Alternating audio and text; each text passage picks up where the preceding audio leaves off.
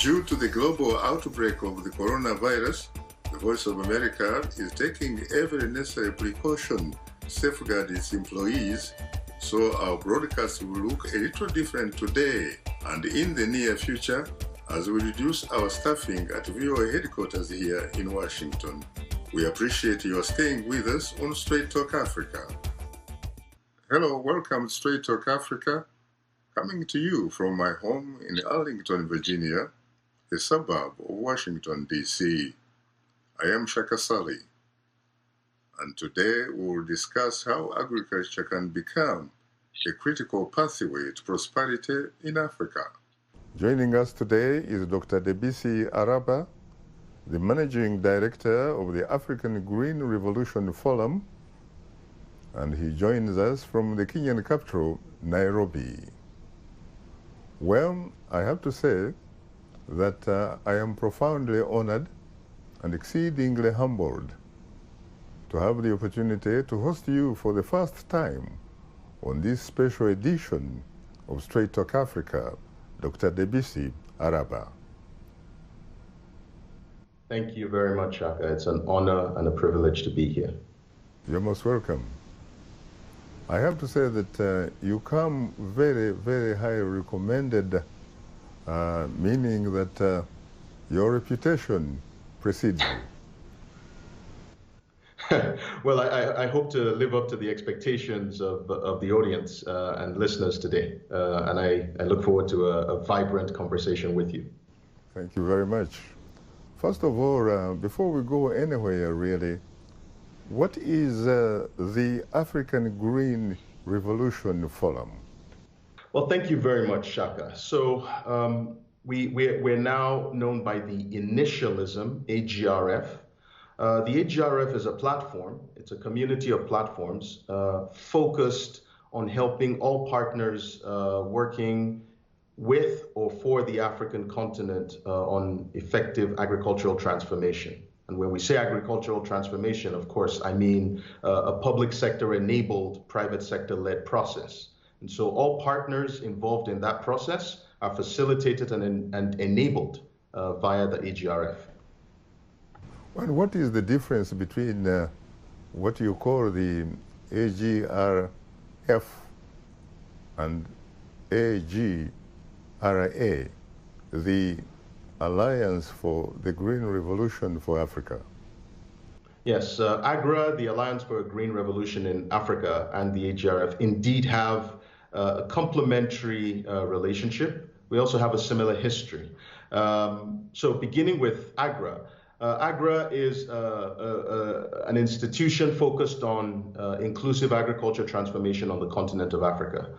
They are the premier transformation agency for the agri-food sector on the continent. AGRA is also a member of the partners group within the AGRF. As I mentioned, the AGRF is a community of platforms. So within that, we have 26 partners who make up the group, the partners group of the AGRF. AGRA is one of those. And of course, AGRA also hosts the AGRF. What is the goal for the African Green Revolution Forum? Good. The goal is inclusive agricultural transformation. And of course, we understand that agriculture transformation is not an event. It is a process that continues to evolve, ensuring that Africa and Africans are able to not just feed themselves, but become the agri-food sector within the continent can become a powerhouse for feeding the rest of the world. What are some of the lessons that you learned previously, especially at the International Center for Tropical Agriculture, which is based in Colombia, and also, by the way, during the time that you acted as the senior advisor to the Nigerian Minister of Agriculture, who happens to be the current president of the African Development Bank, Dr. Adeshine. Let me begin by saying Africa can feed itself and Africa can feed the world. I am convinced of this fact. Now, Prior to joining the AGRF, an institution I joined in May this year, I was the Africa Regional Director at the International Center for Tropical Agriculture, CIAT, now a member of the Alliance of Biodiversity International and CIAT. This is an international research organization that is part of the CGIAR, the International Agriculture Research Consortium. At CIAT, for 4 years, I led research development and strategy on the continent of Africa to engage on how we could provide the evidence base, using science as an evidence base for agriculture development and prosperity on the continent. Two things I would like to highlight here. Of course, we can always come back to my time here.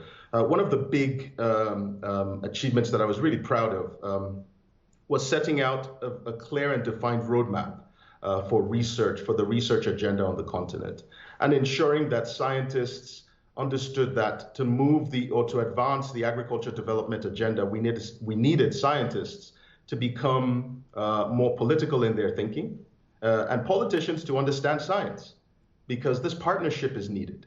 And you also need the private sector to be able to create the enabling environment for the private sector to lead. And so how do we leverage the science, curate the science, develop the science that provides the information for private entrepreneurs at all levels, you know? So I know some of your listeners might have heard of the term smallholder farmers. These are people at the production hub of agriculture and food systems at the small scale. But it's not just smallholder farmers we're looking at. We're looking at every single actor along and around the agri-food space. So people producing at the smallholder level, people producing at the large scale level, and everybody in between. So those working in aggregation, those working on finance, those working on infrastructure development, etc. The lesson I learned from supporting the research agenda, as I mentioned, is Africa can feed the world. And I believe the catalyst or the conduit to achieving this reality is through partnerships. We need to understand that we are all on a journey, and we need to support each other on this journey. Of course, prior to joining the International Center for Tropical Agriculture, I was a senior advisor to the Minister of Agriculture. And there in addition to supporting the minister directly, I was also responsible for building resilience within the agriculture transformation agenda policy portfolio of the administration. And it was an exciting period, I think, you know, understanding, traveling across the country, Nigeria, and seeing the transformative potential that agriculture, you know, when done right, when you align the policy incentives for the private sector to lead, you have the right evidence base that informs the public policy frameworks. It looks almost magical when things work.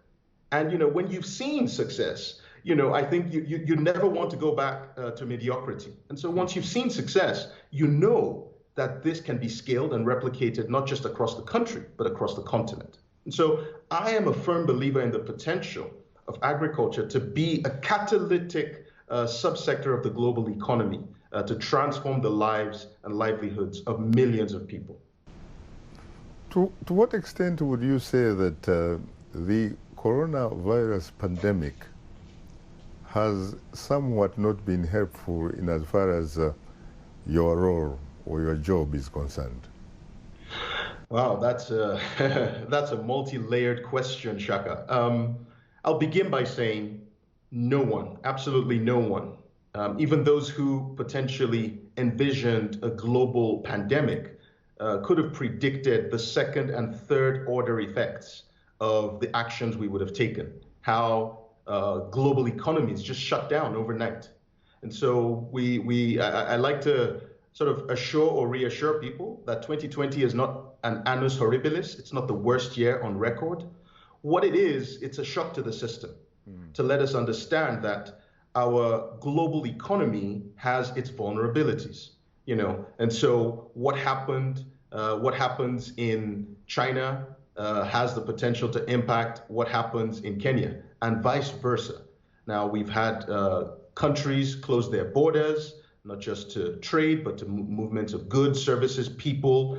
And that has also potentially, caused a friction in the flow of ideas and innovation around the world. But what it's also done is opened up other avenues for collaboration and innovation. For example, I probably wouldn't be having or sitting here and having this virtual interview with you if there wasn't a pandemic. We might have been talking about, arranging for an interview the next time I was passing through DC, for example, and that might have taken 6, 8, 12 months. But now, you can just pick up a phone and ask someone, can you, log on online and have a conversation? And so I think in some ways we have the silver linings, but for agri-food systems specifically, I think, yes, there's been the global slowdown in productivity. We've seen the reduction in productivity. We've also seen a reduction in demand.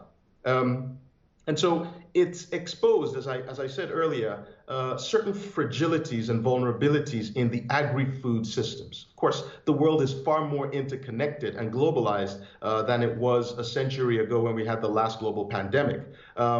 But what this global pandemic has shown us is that there's a lot more that we need to do as practice and thought leaders in strengthening resilience to shocks and stresses. Previously, we were preoccupied with climate change. It's not like climate change has decided to take a pause because we have a global pandemic. We're still dealing with climate change.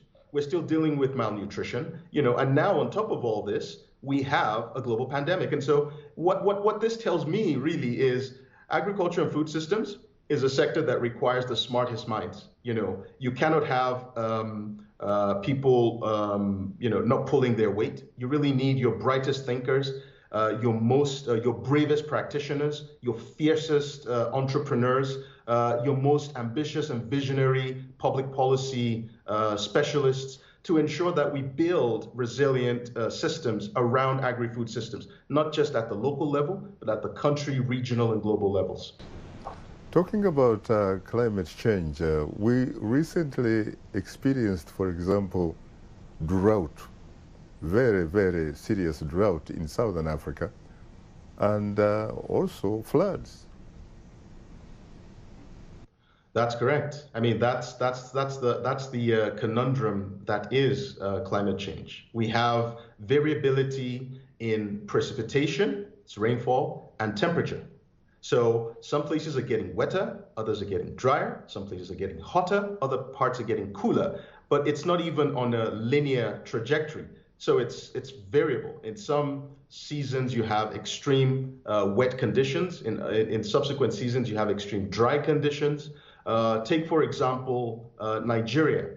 Most recently, parts of Nigeria have been inundated with floods, devastating large agrarian states in the north of the country. I've been reading reports of most of the rice crop for this season being lost. So, when you see these kinds of things, it's also then balanced by a recent report I was reading online today that Cape Town, all the dams in Cape Town are now full to capacity. And so you think, hang on, Cape Town was previously suffering a drought, and now you have floods in other parts of the world. So you have this variability. Unfortunately, we cannot control these parameters, and so when we look at the impact, the sort of the knock-on impact on the Earth's ability to sustain not just life, but sustain life in a manner that is conducive for human beings to maximize their potential individually and collectively, we realize there's a lot more that we need to do. And within the AGRF partners group, we have partners who are working assiduously towards ensuring that we build resilient systems to ensure that the agriculture and food systems can absorb the shocks and stresses of climate change and bounce back and maintain high levels of productivity. One example was the most recently last week, the African Development Bank inaugurated the Africa office of the Global Center on Adaptation. And the Global Center on Adaptation is going to be catalytic. It's going to leverage private sector funds, also influence public sector policy to ensure that at the national and local levels, we can invest in the right infrastructure programs and designs that give us the best chance of building resilient systems that are interconnected. Very interesting. Here in the United States, Dr. Araba, interestingly, there are still people, and I'm talking about some very powerful people, who are still sort of the doubting Thomases. They still have problems with the climate change. They still have problems with whether it is a science or whether it is a hoax. What about the African authorities? When you interact with them, do you get the sense that they know that when you talk about climate change, you are talking about the real thing, and you should perhaps be able to be guided by science rather than being skeptical? Yes, thank you very much, Shaka. From my personal experience interacting with the leaders in public sector and also private sector, because again, in the global, shall we call it the global ecosystem of the climate change debate, you still have leaders in private sector as well who are skeptics around whether climate change is real. But you see, the beauty of working with people who have skin in the game, who have their roots connected to the ground, so to speak, is if you've interacted with farmers, or you are involved in the agri-food systems, as you will find most ministers of agriculture invariably are, they will tell you they may not have the hard data, but they can give you anecdotes of a changing climate, the anecdotes that support the fact that the climate is changing. They could tell you the weather, maybe it's the rainfalls weren't this heavy previously, or the rain season wasn't, used to be a longer duration or used to be a shorter duration, or the winters were colder or warmer. They can give you anecdotes that buttress and validate climate change. And so what we're doing on the continent is ensuring that we improve on the communication of science, because science in and of itself is good. Science is sacrosanct, but for science to matter and for science to deliver on the impact and the changes that we require, we really need to be better with our communication. And that's something, I'll give an example. Most recently, a very dear friend of mine, Dr. Bruce Campbell, who leads the CGIAR program on climate change, agriculture, and food security, has been campaigning to improve the communication of science. He feels that scientists need to be better communicators, because that's the only way that we, perhaps we allow the penny to drop, so to speak, for public policy makers and also for private sector investors. And the reason why it's important, it might be intuitive for why it's important for a government to understand the science of climate change, but why is this important to private sector? Take, for example, an investor. If you're going to invest for the long term in any crop or in any value chain, you really want to ensure that you are hedging your investment and insulating your investment against climate vulnerabilities. And that helps us, So one of the outcomes of this is the improvement in the robustness of climate insurance products, climate finance products and services, instruments that inform the infrastructure that will be built, or the financial instruments that will be created. So there's an increase in sophistication of what's going on in the private sector space now. And I think it's one of the outcomes of improving the communication from the science. What about the tools or the infrastructure? Do you have the tools, the necessary tools, the appropriate infrastructure? We have an infrastructure deficit and also a resilience infrastructure deficit, significant one, to the tune of billions of dollars. Now, for us to improve and invest in crowding in more investments, or to crowd in more investments to build resilience, both from public sector and private sector, you really need to up the science and improve the sophistication of the communication of the science. Now, one example of this is the climate risk profiles and the climate smart agriculture investment plans that's been developed by the International Center for Tropical Agriculture, now within the Alliance of Biodiversity International and SIAT.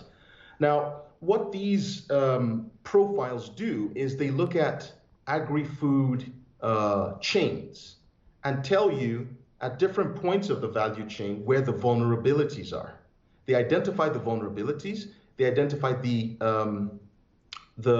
severity of the vulnerabilities, look at the adaptation measures already adopted by various value chain actors, and then advise on where the gaps are and what can be invested to improve resilience. And I think it's when we take these profiles and others and we map them not just at the subnational level, at the country level, at the regional level, we're able to truly, catalyze not just informing public sector investments, because again, countries have budgets and budgets are limited. And so you really want to inform countries to maximize their budgets every single year. But more importantly, you're starting to see countries become more sophisticated in how they deploy national resources. So countries are engaging with the private sector more, maybe in more blended partnerships, where you are leveraging public resources to catalyze and crowd in private investments. And I think that's the model that we really need to adopt to go to scale. There's so much we still need to do. We need to build those roads. We need to build dams. We need to ensure that there is green energy, sustainable energy that is not exacerbating the production of greenhouse gases. We need to ensure that the agri-food systems, the world is going to be about 10 billion people by 2050. We want to ensure that our agri-food systems are able to deliver, safe, healthy, nutritious foods to these people in a way that doesn't exacerbate and accelerate climate change. We talked about climate change and we talked about the effects, for example, of the coronavirus pandemic. What about also the issue of the locust invasion on the East African side? What is the situation like? What does it look like from your vantage point?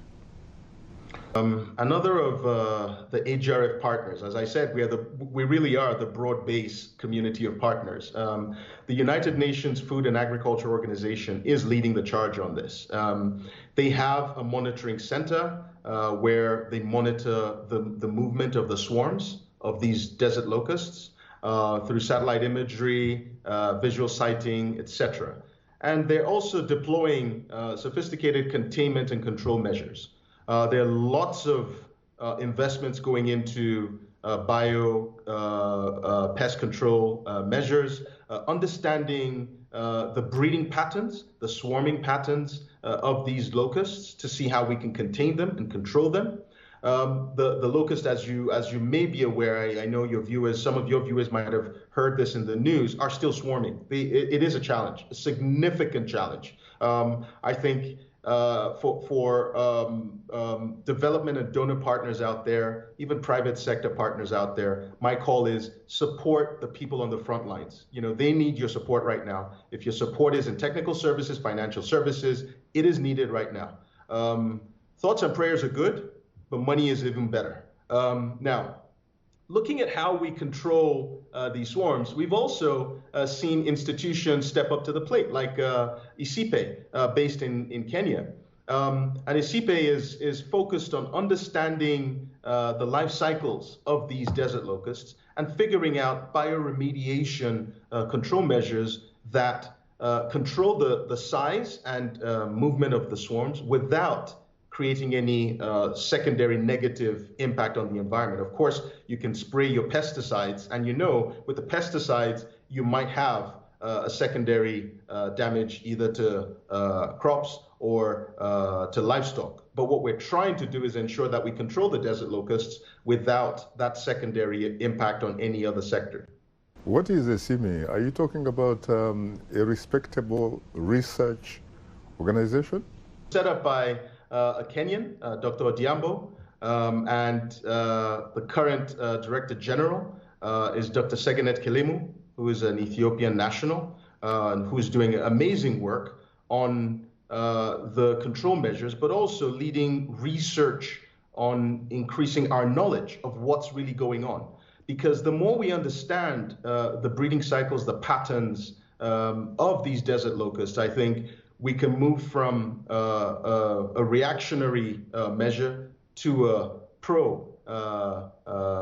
we can be more proactionary rather than reactionary to the swarms of the desert locusts. Now, based on what we have discussed so far, talk to us about the situation regarding food security or food insecurity on the continent from your vantage point.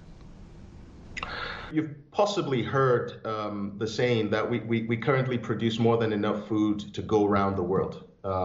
People talk about food loss and food waste as being the limiting factors, the binding constraints, limiting everybody living on the planet, or everyone alive on the planet having adequate food.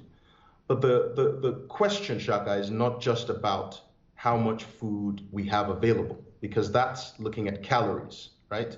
So when you eat, you look at the package of your food, you see the calorific content, and you've heard people tell you, oh, go on a low-calorie diet, or you shouldn't be exceeding 2,500 or 2,200 calories for men, 1,500 or 1,800 calories for women. That's the energy content in food. But what we need to focus on is the nutritional content, and you have your macronutrients, your carbohydrates, proteins, fats, minerals, but then you have your micronutrients like zinc, iron, vitamin A.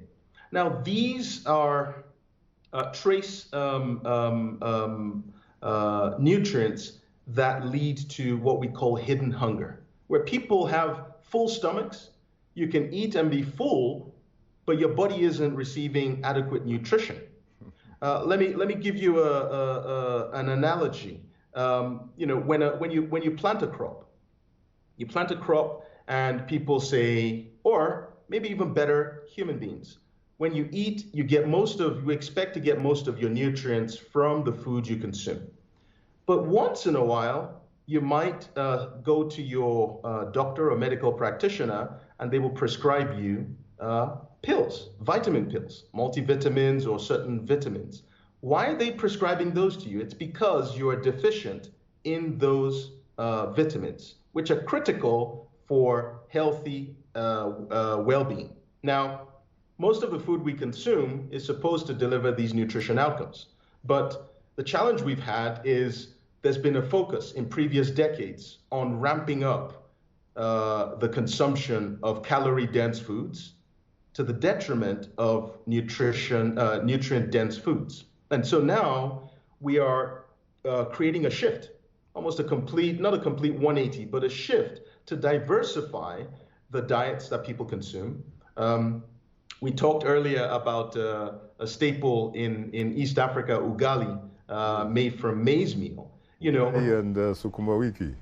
That's right. The sukuma is probably more critical, to your nutritional outcome than the ugali. But let's even assume you get your energy from the ugali. But what we want to do is promote a more diversified diet. So you should be complementing your diet, with the carbohydrates, with the vegetables, which are nutrient dense, and these, the challenge with delivering these nutrient dense foods is most of them are highly perishable, Shaka. And so I think for the sake of our audience, we should inform them that ugali is a sort of bread that comes out of maize, which is called corn in North America, and sukuma wiki is, as a matter of fact, referred to as the collard greens. That's correct. Now, how do we develop systems that ensure that we can move these nutrient-dense foods from farms, from where they're produced, to consumers in a condition that is affordable, accessible, safe, and nutritious? We want to encourage, yes, exactly. And so one of those innovations that I would like to mention and give a shout out to a startup on the continent is Cold Hubs. Cold Hubs is investing in off-grid solar-powered refrigeration systems, where they are supporting fresh wet markets, fresh produce markets, and also farms to ensure that they can invest in affordable energy. And of course, there's in addition to a finance deficit, there's an energy deficit on the continent. We have partners working to ensure that we bridge this gap, and Cold Hubs is one of them with their innovations in off-grid solar-powered refrigeration systems. As I often say, time is not our best ally. We'll go for a break, and when we come back, we shall continue with the discussion. So please, don't go away, because we'll be right back with you.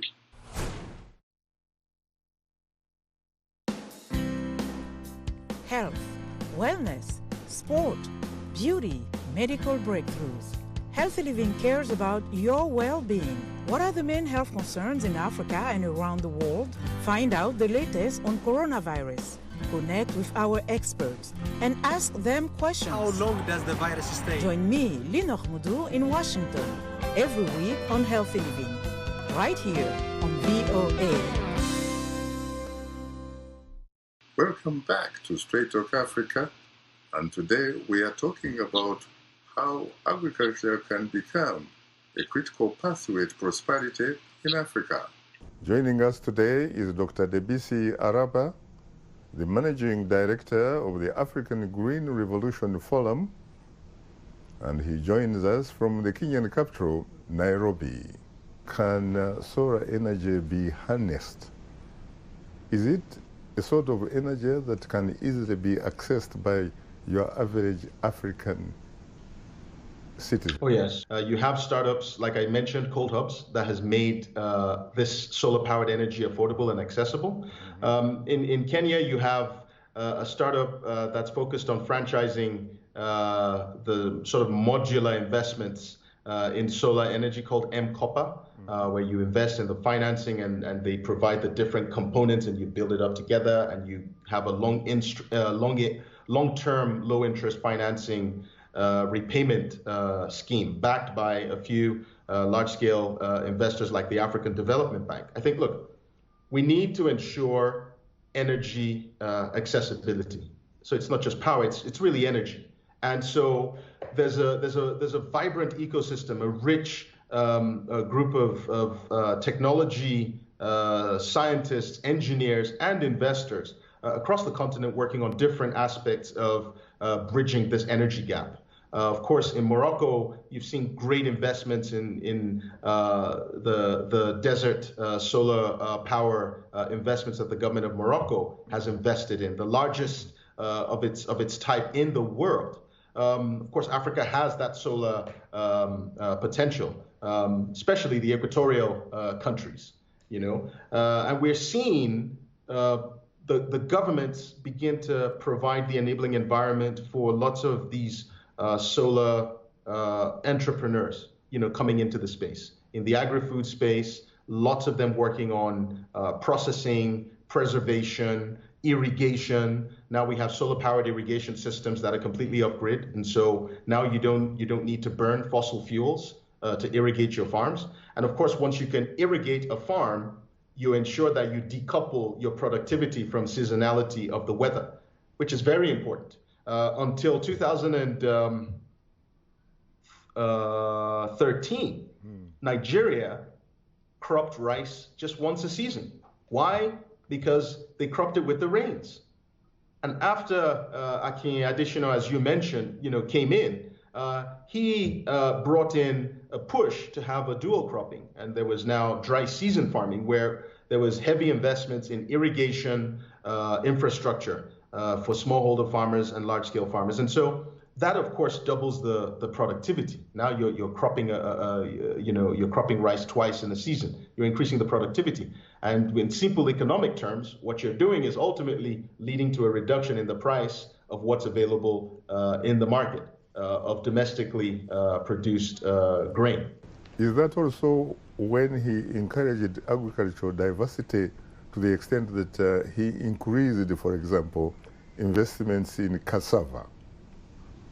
So he did quite a lot of things, all of which we're grateful for and proud. I suppose probably led to him being elected as the president of the African Development Bank due to his ideas around productivity and prosperity. For cassava, he focused, single-mindedly on diversifying the crop, diversifying the derivatives from cassava, making it, converting it from a staple food crop to an industrial crop. Because for cassava, there's so many derivatives that you can get from cassava. You can get high fructose cassava syrup to replace the high fructose corn syrup, which is a substitute for sugar in the confectionery industry. You can get cassava starch for the starch industry. You can, of course, produce high quality cassava flour, which can be blended with maize, with wheat and other flours. High quality bread.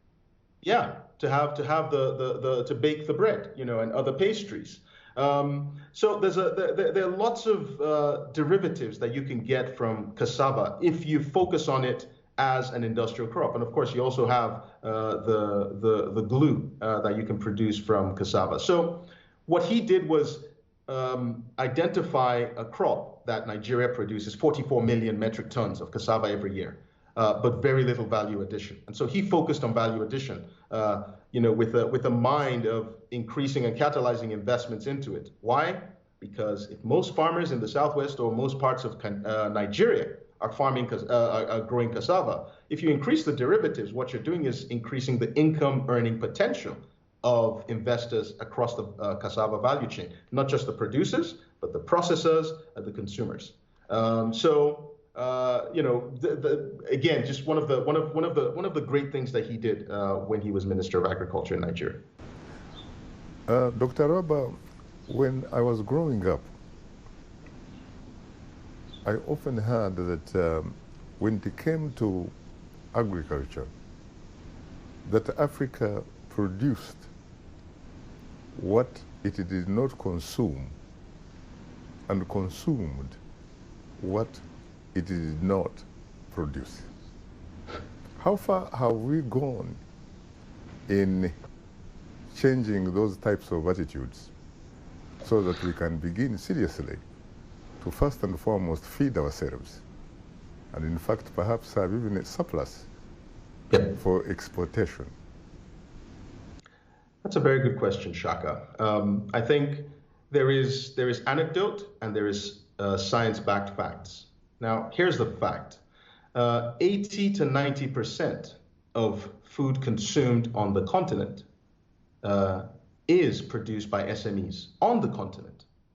And so Africa is by far producing most of what it consumes, it produces. That's the fact.